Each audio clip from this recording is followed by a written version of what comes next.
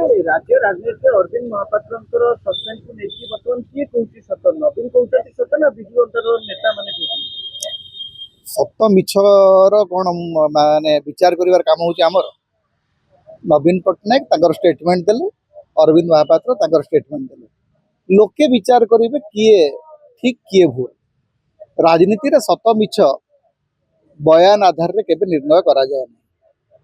एवं आम सांबादिक मैंने आमर काम नुह आम ये लाई डिटेक्टर धरिक बसिन जो कहूँ आज्ञा ये सत कौच आज्ञा ये मिछ कौच राजनीति समस्ते टिके सत कहते समस्ते टिके मिछ कहते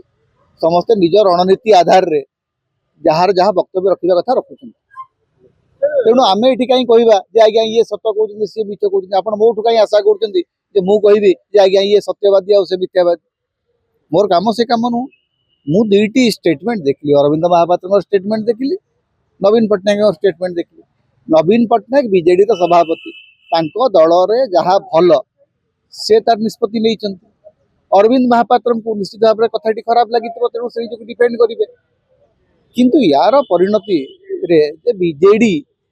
रो भविष्य कौन हम से बीजेडी नेतृत्व चिंता कर सारा ओडिशा रे कौन अन्य चर्चा नहीं ओडिशा रे सरकार को प्रश्न पचारिबा अपेक्षा विरोधी दलर